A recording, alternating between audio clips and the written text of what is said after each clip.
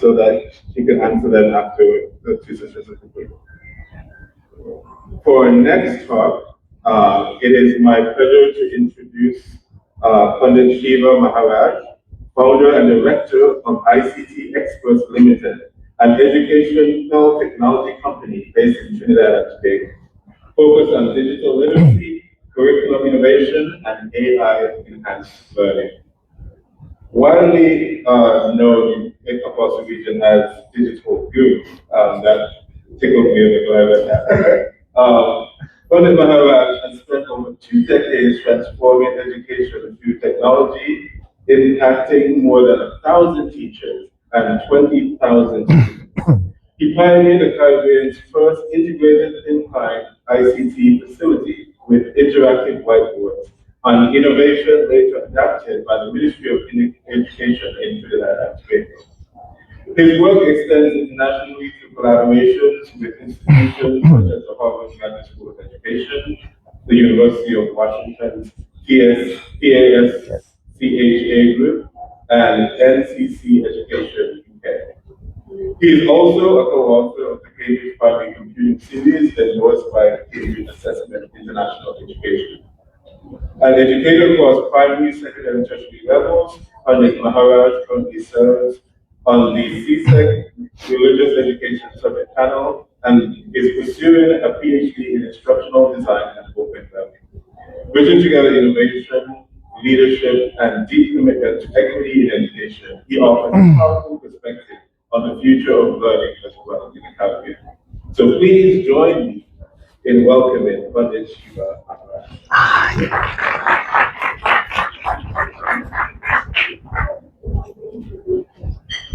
Thank you. Breathing. This is the point. Good morning, colleagues. Good morning, colleagues. Good morning once again. I'm here with you once again. And those of you who were at my presentation yesterday, I said this will be part 2 of navigating the digital age.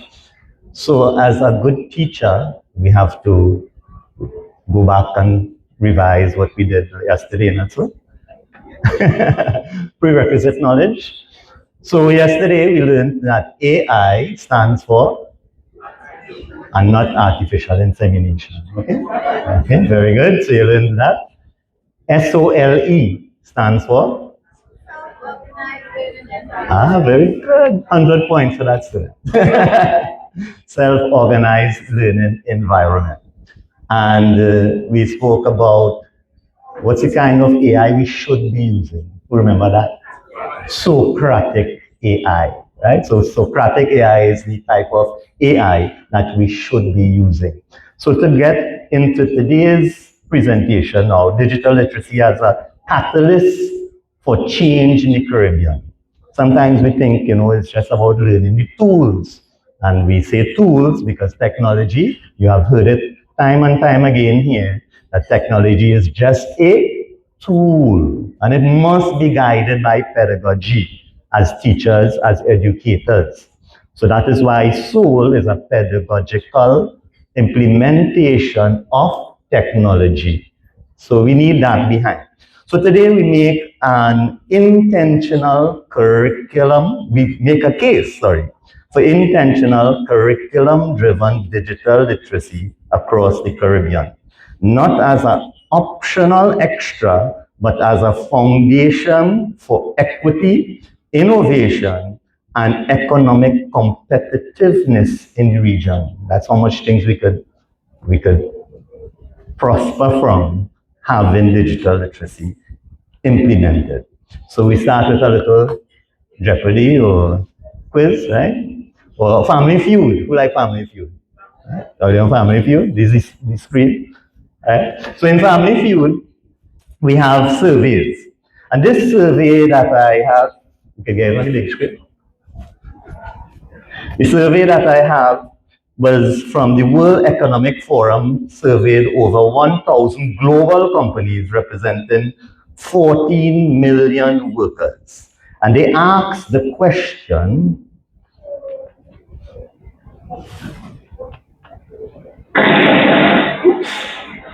Shucks, that's already answered.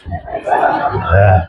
They ask the question, what are the skills that are on rise, right, between 2025 and 2030, right? So there's a World Economic Forum did this report, for those of you who might have seen that report. So the number one skill, of course, is AI and big data. All right, who could guess number two? Network and cybersecurity. Technological literacy. This is ranked. Creative thinking, resilience, flexibility, and agility, curiosity and lifelong learning, analytical thinking, and system thinking. Who would have thought? So these are the top skills that employers want. How do we, as educators, provide that? That is our question. How do we give them these skills? And just as an aside, on the decline, according to that report, reading, writing, and mathematics are declining skills that are needed. It's core skills, but it's on the decline, according to that report, WEF, right? So to give my story, I know you got some nice stories this morning, so I'll give you my story from a father to global author, right? So my interest in digital literacy started when my 2-year-old son, at the time internet just came out, so I was selling out my age as well, right? And he learned in preschool or daycare, he just overheard the preschool, how to spell B-O-Y, boy, and G-I-R-L, girl. So he went on, we had internet, dial-up days, all you know the thing, right? All the old noise. And on Google search page, he typed GIRL. Could you imagine what came up? That time it had something, girls going wild. Luckily, I was wrong because you must never let children use technology unsupervised, and I could have took it off quickly. But that sparked me and started my passion for digital literacy. I started off firstly, promoting safe internet, and that's through SID. Anybody know about SID? Safer Internet Day. Right, see? So I started off for years doing that. Then I looked into something deeper, looked into digital literacy curriculums. Then I looked into digital citizenship, sorry. And then I looked deeper into digital literacy curriculums. Then I looked deeper into computing curriculums for primary school children. Because that is, we learned yesterday that the problems start from down there. And you inherit it at the secondary level. So let's fix it from the beginning, right? So the Caribbean divide, how big is the gap? We still have the unequal access we all know about, right? And I said yesterday, I hope you all remember, you don't need internet and you don't need computers to teach digital literacy or computing, all right? So you'll see how. Unequal access, we don't use it as an excuse, that's the point, right? Don't use that as an excuse. Low digital competency, not only in the students, but also in the teachers. And also minimum curriculum integration across the region. Real integration we're talking about, right? So these are some of the things that are. So one of the first curriculums that I looked at was one that is called Common Sense. If you know, in Caribbean, common sense is something different, right? Right? If there's sometimes that people say like, yeah, no common sense or right? Meaning that you really don't understand nothing, right? So common sense is a curriculum. Common Sense Media is a company, right? On digital digital citizenship, sorry. And that started by a guy all of you would know by the name of Howard Gardner. You know that name? Educators? Theory of multiple intelligences. And he started off this thing about what are the digital competencies, and I say competencies, I hate that word skills, right? Because a competency is way more than a skill. A competency is knowledge, skill, and aptitude or attitude, right? As educators, we know it as head, hands, and heart, right? So these are the things that make somebody competent. So digital competencies he started looking at were some of those that you see highlighted here. And these studies was from Harvard, where he was at, he started. And then he had independent studies by the London School of Education. And so all these studies were done to prove that there was a need for digital citizenship, for people to know how to use technology the correct way, in an ethical way. Very important, right? And the nice thing about this curriculum, it's our Caribbean favorite F word. What's your favorite F word in Caribbean? Free. I thought, oh, thank God. I was hoping you would say that. I really was hoping you would say that, right? Yes, it's free. And curriculum is free. The resources are free. The training is free for the teachers. The resources are free for the students, right? And they have curriculum that go from kindergarten up to, I think, Form 3 or something, right? So it's all free. You all can check it out, right? So that's for digital citizenship. So I became a common sense educator. See, I'm commons. I have common sense and I certify common sense, right? Back in 2016, somewhere about there, right? And next, somebody findings now. Findings for the common sense digital citizenship scores jump from barely passing to excellency by the implementation of that curriculum. Cyberbullying, which is a major thing, right? Cyberbullying incidents dropped by a third. Teachers feel more confident who have done the training, right? And families are engaged, because that is a curriculum that also with every lesson had a family go home and practice kind of a thing, right? So it included the families, which is very important. Sometimes we think about the students in class, but what about the parents at home? They need it as well. So it included everybody. So that's a very nice program there with the families already. And it developed students into critical media literacy, which was essential for the digital age. So that was that one. Then I had experience being the first and only NCC education digital literacy provider in Trinidad and the Caribbean for primary schools. Because NCC had a curriculum that was started from primary into secondary, into tertiary, all the way up to masters. They had a seamless curriculum taking students. Now, some of the problems that we had, or you may face, it doesn't have the magic F word, right? So there's a cost to getting testing centers, and there's a cost to the exams, and all these kinds of things. But if a certification route is what you want, that is probably a way to go, right? So some of the benefits of this, these some of my students, the first batch of students who, and even when I implemented this curriculum, there were grandparents who said, hey, I want to do this thing too. And that's why you see that lady there.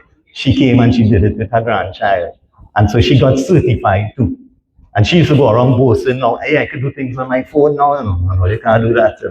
Right? So that's the importance of digital literacy. So some of the findings for that NCC education, we had digital proficiency was more, it doubled, right? The gender gap virtually disappeared. Teachers gain confidence, again, teachers' confidence, and students engage more deeply with technology as a tool for learning and creation through that program. Those were some of the benefits from that program. And now we save the best for the last, right? So we look at this third case study, Cambridge Primary Computing.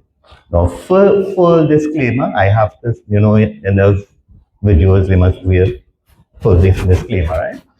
I was not paid to say this, right?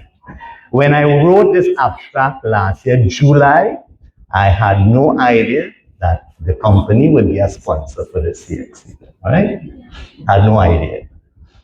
Full disclaimer.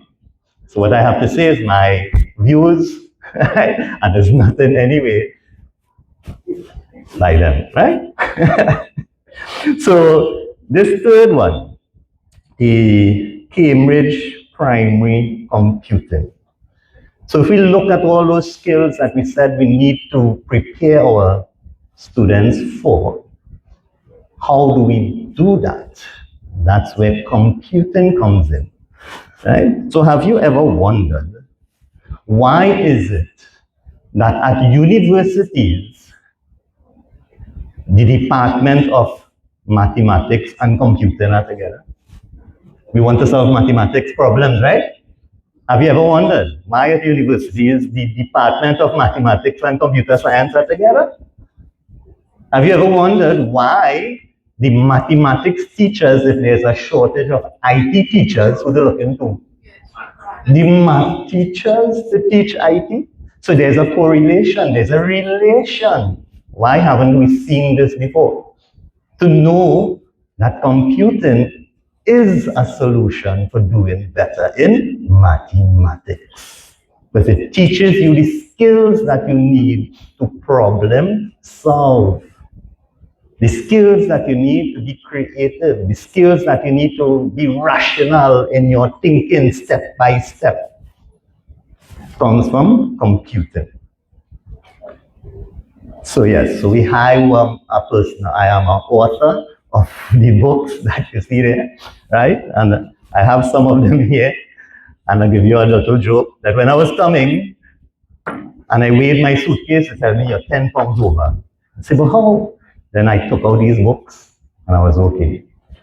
The books that I brought was 10 pounds. So these books come both in a teacher's guide, which is a full guide. It's not no just objectives or just a syllabus style. It's a full step-by-step lesson plan for the teachers who have never been taught computer science.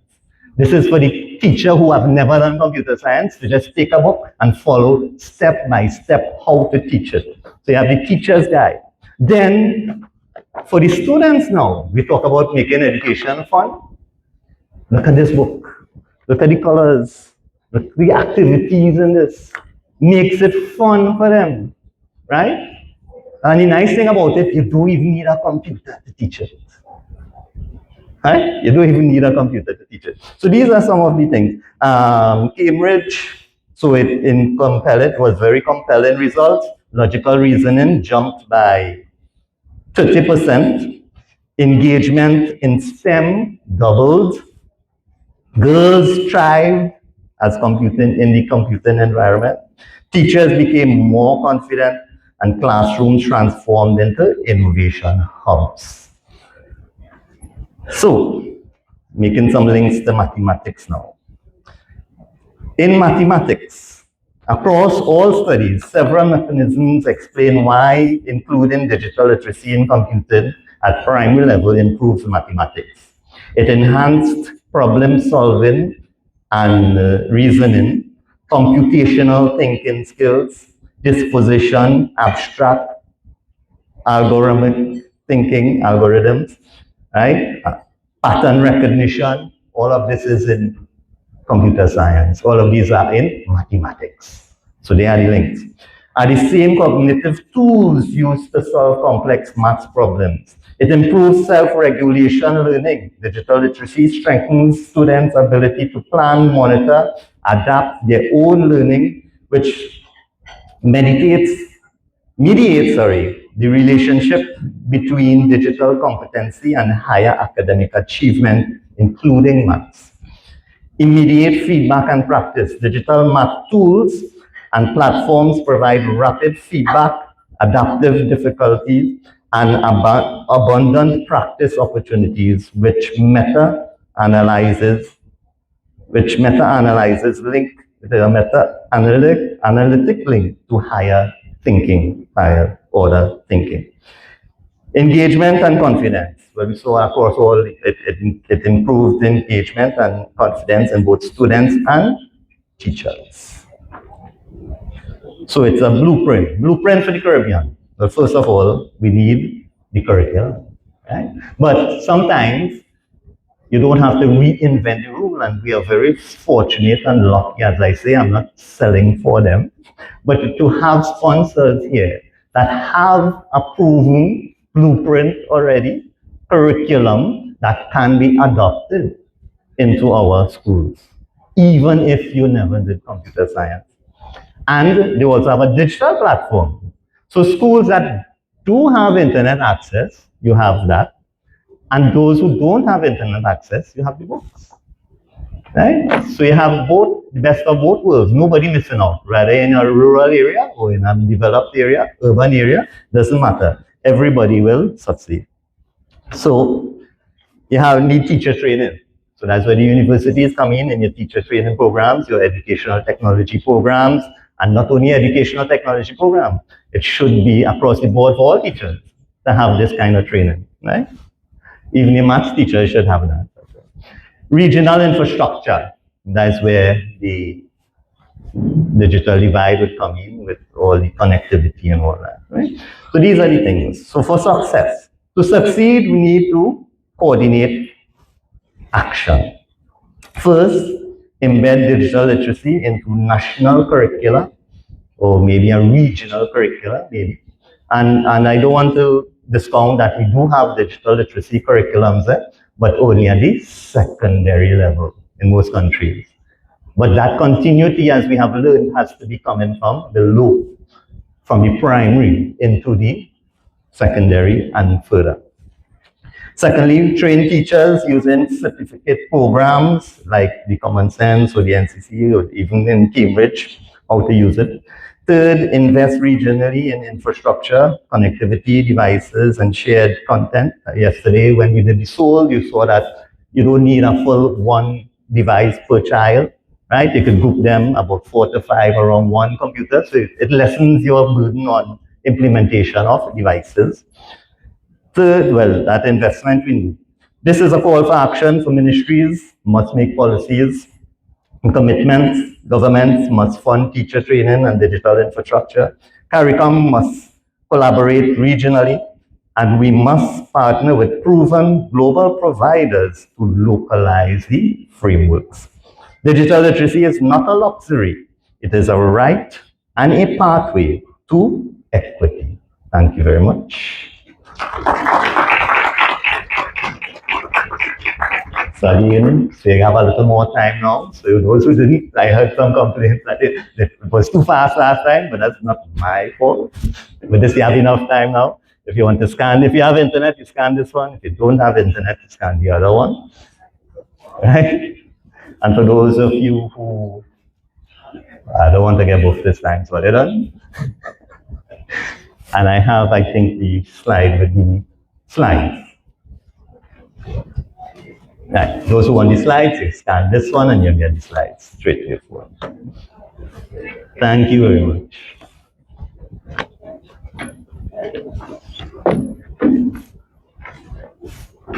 Yeah, you go.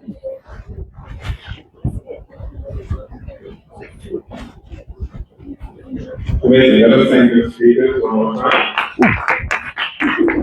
So now I think we go into our question and answer section. So I'll ask the speakers to be ready to field questions from the audience.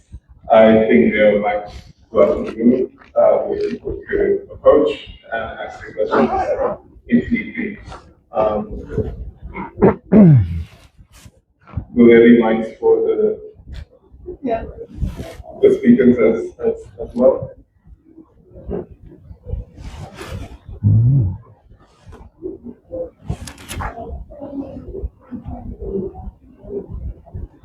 All right. Good morning, everyone. My only question is for Ms. Watson. Could you share specifically what ICT tools you use in the English classes?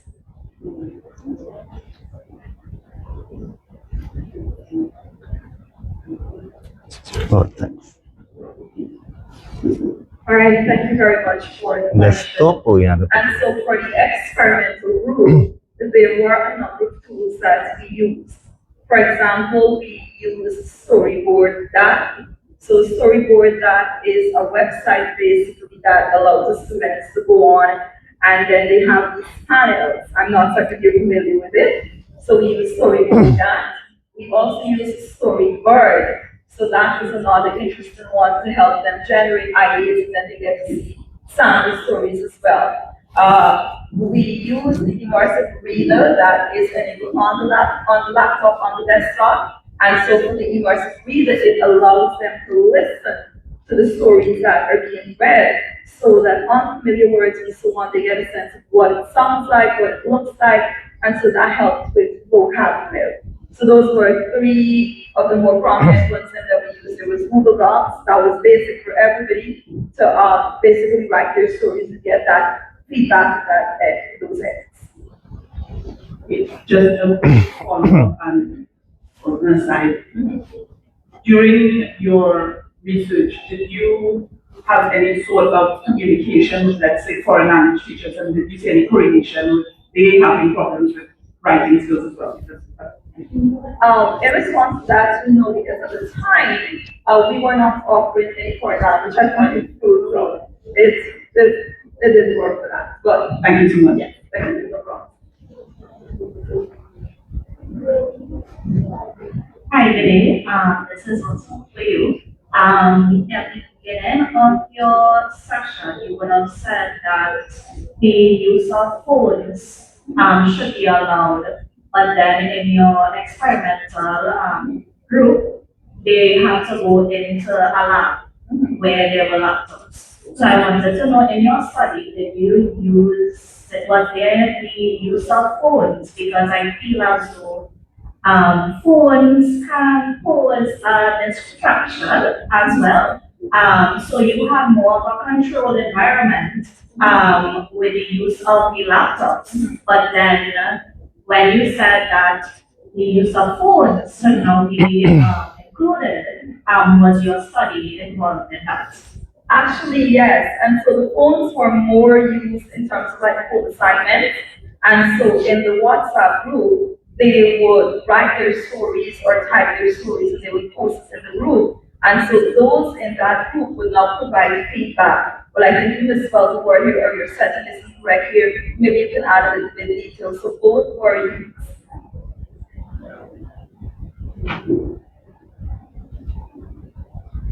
So, so therefore it wasn't used in school per se. They had to go back home. There were instances where where phones were used in the classroom, but in the lab, because we didn't want a case where other students in school are questioning, well, how come they get to use their phones or bring their phones to school? And so that helped to, mitigate that issue. Okay, thank you everybody for the presentation so far.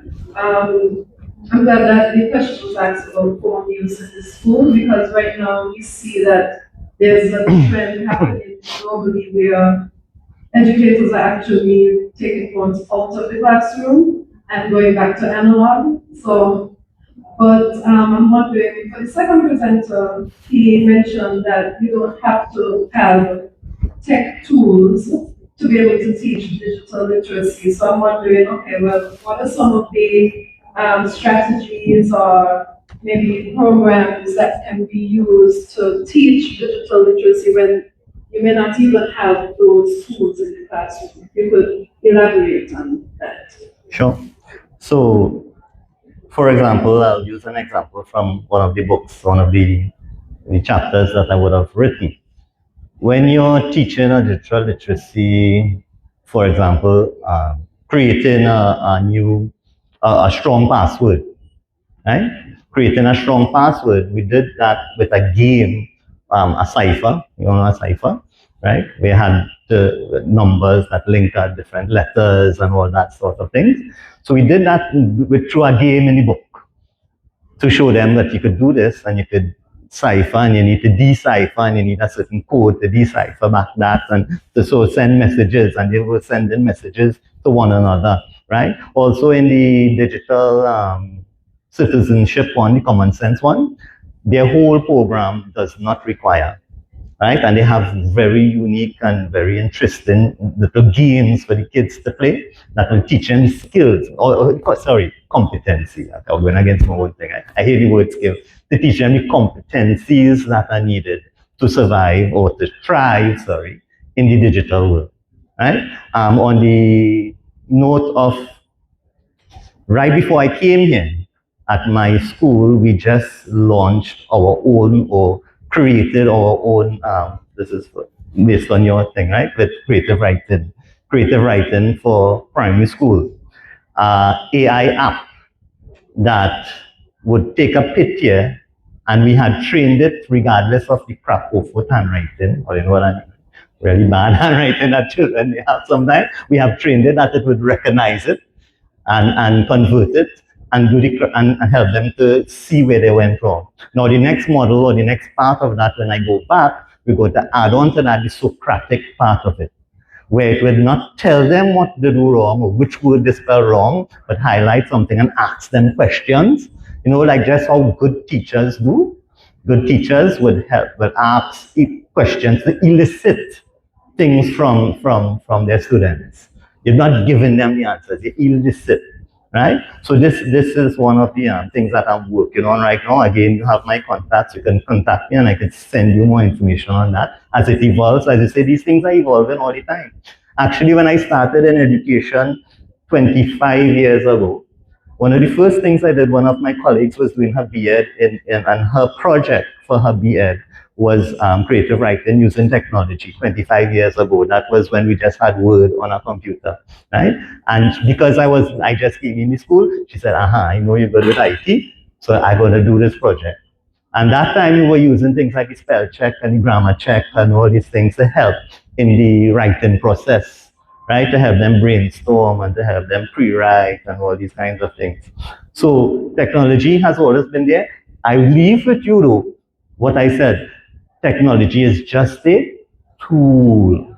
Do not put the cart before the horse. It's just a tool. We, the teachers, have to know the pedagogy and know how to use that technology in the classroom. Thank you. And as a follow-up, I'm wondering, what's your opinion on some of those countries that are actually banning the use of Cell phones? Sure. So, cell phones, see, I smile because I actually have a school that I did a project with, and it has a BYOD policy, bring your own device. But how we accomplish that is that there is software that you can install on the devices that the teacher can control when they have access and when they don't have access. So I don't know why we are giving devices without the classroom management software. There is classroom management software out there that can be used for that purpose. And there's also, I had a little conversation, one of the cameramen actually this morning. There is technology that you can block what you want them to access and not access at school. So we just need to know how to use it or to know that it's out there, the technology. Actually, you all know all your flow modems and your digital modems have parental control in it. How many of you know that? You could log into your modem and put what you want your child to see or not see. Right? But it's just a matter of edifying, education, making people aware that these things are there and they're there to be used. Thank you. All right, good morning. It's back. So both of them have been wonderful as making a lot of notes to get back to my space. But I'm going back to this announcement regarding your research, one of the research. I am someone who I look to technology. I will say that I believe COVID-19 brought in a blessing in terms of ushering us into the technological age. Now, with matters like background, however, I utilize Desmos classroom. It's now called the Amplified Map, where I could go in and create a space within map elements. And from that space, I can now determine what activities my students do. But I have an additional component where I'm able to leave the space open where a person can go in afterwards and continue to work. Or if I want to, I can close it so that I can restrict access. with that thinking and just looking into your research and just wondering for the group that, for your experimental group that utilize the tools, ICT tools, I would like to know just how much control you have over their access to the tool, to know whether or not even beyond your contact hours, were they able to go in and utilize the resource, and if they did, do you believe it had any impact or just sway as it pertains to the outcomes of your study? All right, thank you for the question. And so in terms of the access, the only two basically that were basically open all the time for them would have been when they were accessing the Google Doc, because that one allows you to lock a document at certain times. And so they can only view or they can only, well, it depends on the access that I give them. And the WhatsApp, my phone work all hours of the day and night. And so in terms of access, those were the only two that I basically had some sort of control over.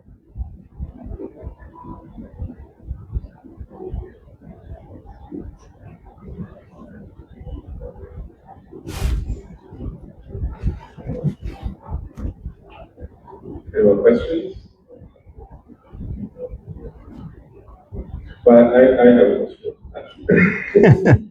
And I guess I would like to have the thoughts of both of you.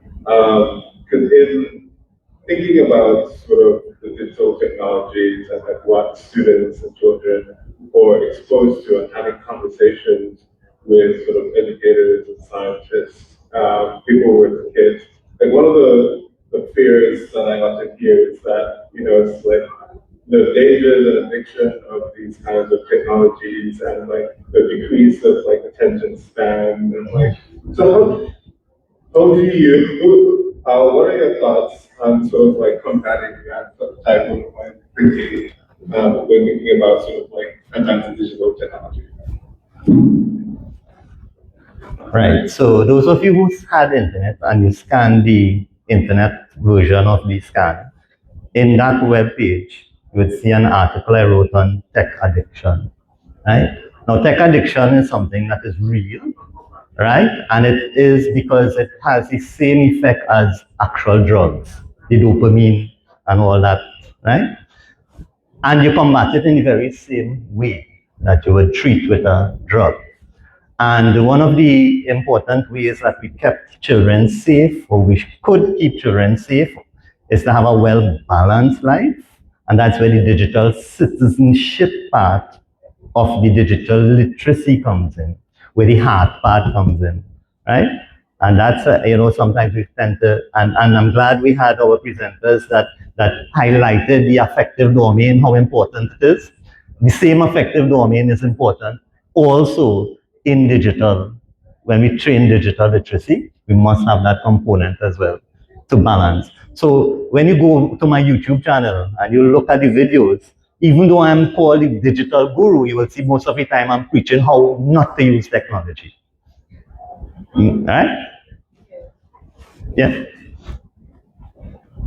So it's about a balance. And curriculums help you with that. Okay, so this is a question for the digital guru. And it's more about for the regions, right? So you said you highlighted the need for intentional curriculum driven technological design. And in a world where technology is evolving much faster than curriculum cycles, how can education systems, how can we ensure that the digital literacy programs that we are rolling out, how can we make that not only relevant to today but future? Right. And in addition, like what do you think, what role should CX play in redefining curriculum in that way? Okay. So back to our first keynote this morning. I spoke with her after, and I told her, well, I've been advocating for this forever, and I'm not seeing it reach where I would like it. I like to see it reach. And she gave me the same advice she gave all of you. Just keep swimming, just keep swimming. Or Nemo, right? Be the activist, be doing it. And somebody will hear, and I think that's where now from the national point of view. Now I'm here on a regional stage, and somebody here might hear. And some of you did reach out to me yesterday with the soul aspect of how to implement it and all that, right? So hopefully we can get it to that place. In terms of keeping ahead or keeping, these are skills. That's why it's important. It's not about the technology or competencies. It's about the competencies that you need to thrive in a digital world because it's evolving. That's why adaptability is one of the top things that you learn when you go through these curriculums. On the other hand, too, as well, because these are international curriculums that constantly have research being done on them, they are constantly updating. So when I started digital common sense 20 years ago, between then and now, they have upgraded 3 times, right? And had retraining and all that because it keeps changing. It's evolving. The E in E technology is not about electronic anymore. It's about emerging, right? And enhancing and all these other E's that we have when it comes to E technology. It's not just electronic anymore. It's evolving. And these are the competencies that will keep us ahead and but the main takeaway, though, that I hope you all do get, it impacts on all the other subject areas, the academic areas. Actually, Sugata Mitra, when he put that computer in the wall, it was because he heard his bosses talking about, oh, how smart and how intelligent my child is because they had a computer. And they could do this on the computer and they could do that on the computer. And he thought about, what about those slum children out there who don't have access? How can I help them? And that's where he put the computer in the wall and he got that amazing results where they could have taught themselves. And then he evolved it into other things with the guide on the side and all these kinds of things, right? So it's always constantly updated and it's just up to us to adopt it. Thank you. Any further questions? By the way, you all see on my AI thing following me? Well, if not, let us thank our speakers again for their response. Just an additional point of reference, please make sure to scan the QR code for the feedback for this session so that they can get your feedback on each of the talks and how they're doing. Thank you.